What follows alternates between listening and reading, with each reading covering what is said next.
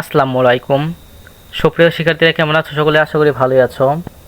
আজকে আমি তোমাদের সাথে আলোচনা করব তোমাদের অষ্টম শ্রেণী বাংলা বইটির একটি কবিতা নিয়ে, যে কবিতাটির নাম হলো 2 বিঘা জমি, যেটি লিখেছেন রবীন্দ্রনাথ ঠাকুর। তো এই কবিতাটি তোমরা অবশ্যই খুব ভালোভাবে পড়ে নেবে। এই কবিতাটি পড়ার পর নিচের দিকে আসলে শব্দের অর্থ দেখতে পাবে। এগুলো হচ্ছে সেই শব্দের অর্থগুলো, এগুলো তোমরা পড়ে নেবে। এগুলো পড়ার পর নিচের দিকে আসলে পাঠ পরিচিতি এবং কবি পরিচিতি দেখতে পাবে। এগুলো তোমরা অবশ্যই পড়ে নেবে। এগুলো পড়ার পর সৃজনশীল প্রশ্ন এবং বহু নির্বাচনী প্রশ্ন দেখতে পাবে। এই কবিতাটি পড়লেই তোমরা এই বহু নির্বাচনী প্রশ্নগুলোর উত্তর দিতে পারবে। আমি তোমাদেরকে সৃজনশীল প্রশ্নগুলোর উত্তর নিয়ে আলোচনা করব।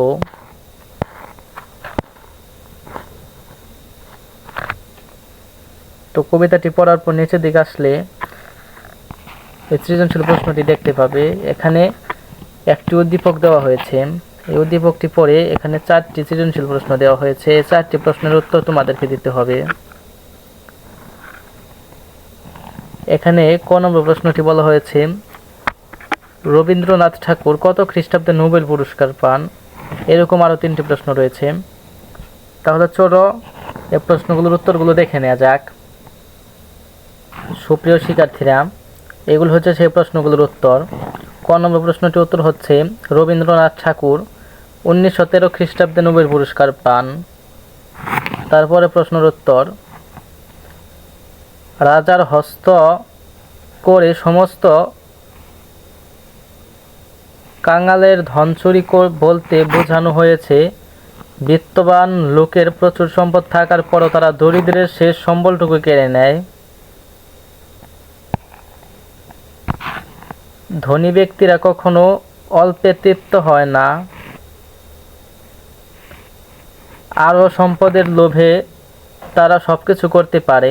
2 বিঘা জমি কবিতা জমিদার উপেনের 7 পুরুষের সম্পত্তি, 7 পুরুষের স্মৃতি বিজড়িত জমির দখল নিতে চায়, কিন্তু উপেন দিতে না চাইলে জমিদার তার নামে মিথ্যা মামলা দিয়ে সে জমি দখল করে নেয়।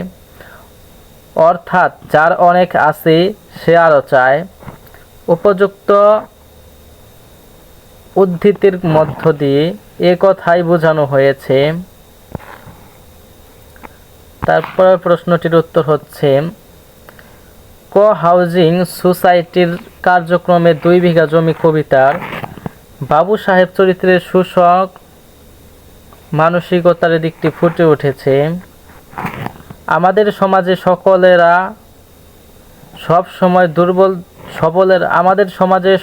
সবসময় দুর্বলদের উপর অত্যাচার করে।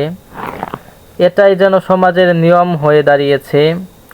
দুর্বলদের শুধু চেয়ে চেয়ে দেখে, এই অত্যাচারের প্রতিবাদ করতে পারে না।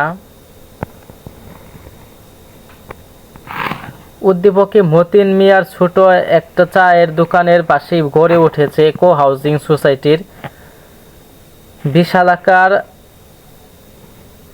অ্যাপার্টমেন্ট। একদিন সকালে মতিন দেখতে পায় তার দোকান অ্যাপার্টমেন্টের সীমানা প্রাচীরের মধ্যে আটকে গেছে। উপায়ন্তর না দেখে রাস্তায় রাস্তায় ফ্লাস্কে করে চা বিক্রির মাধ্যমে সে সংসার চালায়। আর উদাস দৃষ্টিতে অ্যাপার্টমেন্টের দিকে তাকিয়ে বেদনার বিষ নিঃশ্বাস ছাড়ে। 2 বিঘা জমি কবিতায়ও মিথ্যে মামলা দিয়ে জমিদার বাবু উপেনের জমি দখল করে নেয়। ভিটে ছাড়া উপেন বাধ্য হয়ে পথে পথে ঘুরে বেড়ায় সাধুর শিষ্য হয়ে। উভয় জায়গায় দরিদ্রের উপর শোষকের অত্যাচার প্রকাশ পেয়েছে। তাই বলা যায় যে কো হাউজিং সোসাইটির কার্যক্রম 2 বিঘা জমি কবিতার বাবু সাহেব চরিত্রের শোষক মানসিকতার দিকটি স্পষ্ট হয়ে উঠেছে। তারপর হচ্ছে ঘ নম্বর, উদ্দীপকের মতিন 2 বিঘা জমির শোষিত ওপেনের সার্থক প্রতিনিধি, কারণ তারা দুজনই শোষিত। দরিদ্র অসহায় লোকেরা সামান্য কিছু পেলেই খুশি হয়, আর বিত্তশালী ভূস্বামীরা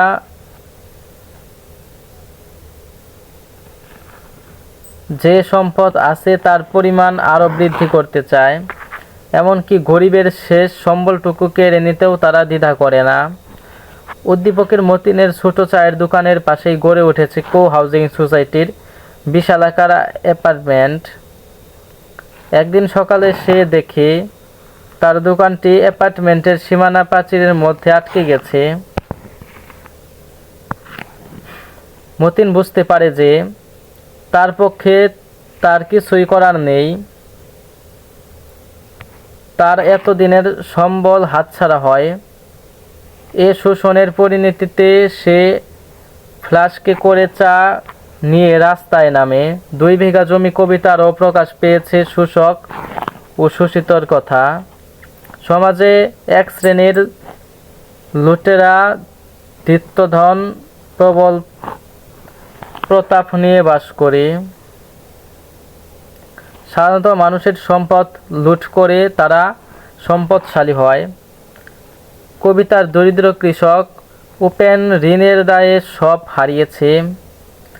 বাকি আছে মাত্র 2 বিঘা জমি, অথচ জমিদার তার বাগান বাড়ানোর জন্য সেই জমিরও দখল নিতে চায়। 7 পুরুষের স্মৃতি বিজড়িত সেই জমি উপেন দিতে না চাইলে জমিদার মিথ্যে মামলা দিয়ে ওই জমি দখল করে নেয়। উদ্দীপকের মতিন ও 2 বিঘা জমি কবিতার উপেন দুইজনের শোষকের হাতে শেষ সম্বল হারিয়ে পথে নামতে বাধ্য হয়। উপেন এবং মতিনের শোষিত হওয়ার প্রেক্ষাপট ভিন্ন হলেও বিষয়ও ভিন্ন।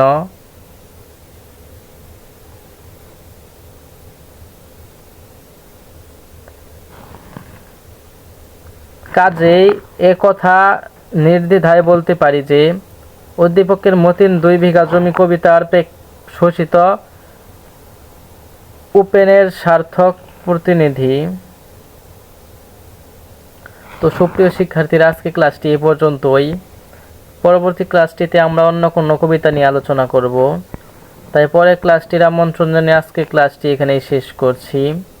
ধন্যবাদ সবাইকে। আসসালামু আলাইকুম।